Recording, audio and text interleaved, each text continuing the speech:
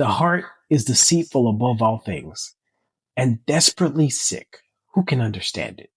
What if I told you that for 3 years I was convinced God had told me my ex was going to be my wife?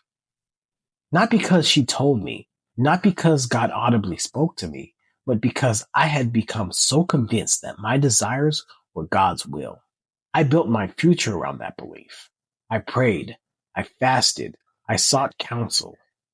I defended the idea every time someone questioned it. Then one day, I found out she was pregnant by another man. That moment didn't just break my heart.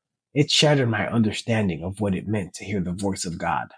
Looking back, I realized I hadn't learned to distinguish between God's voice and my own desires. So how did I get there?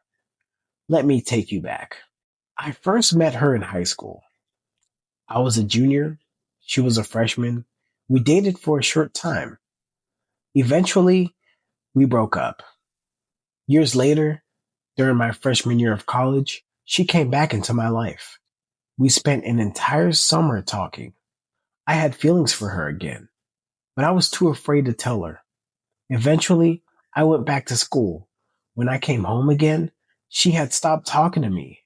Life moved on, but she never completely left my mind. Years later, after graduating college, a friend and I were talking about marriage. He said something that stuck with me. God can give you a wife. Immediately, she came to my mind. So I reached out to her. I got her number from her sister. I called. The conversation didn't go the way I hoped. She seemed caught off guard. Honestly, that should have been enough. I should have accepted it. I should have respected her answer. But I didn't. Because someone I trusted told me something different. He told me, you have to fight for her. So I did. I called again. I sent more messages. Eventually, she blocked me. Looking back, that was another answer. I just refused to accept it. Instead, I believed persistence was faith. Sometimes it is. Sometimes persistence is simply refusing to surrender our own will. For the next 3 years, my friend and I would meet at night. We'd pray for hours, asking God to change her heart, asking Him to make her my wife. I genuinely believed I was doing the right thing. I wasn't trying to rebel against God. I thought I was obeying Him. That's what made it so dangerous. Then one day, I found out she was pregnant. I still remember that feeling. Everything I had believed collapsed. 3 years gone. That day, I thought God had failed me. Looking back now, I realized something else had failed. My discernment. I had confused my desires with God's voice. I had built my future around something God never promised me.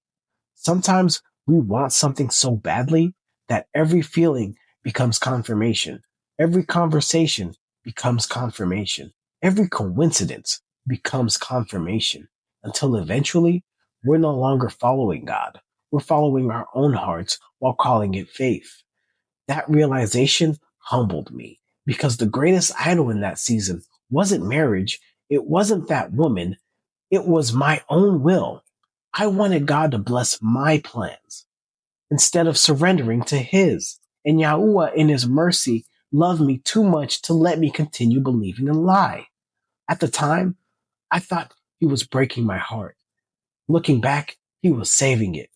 But I still hadn't learned the lesson because not long after that, another woman came into my life. And I was about to make the same mistake all over again.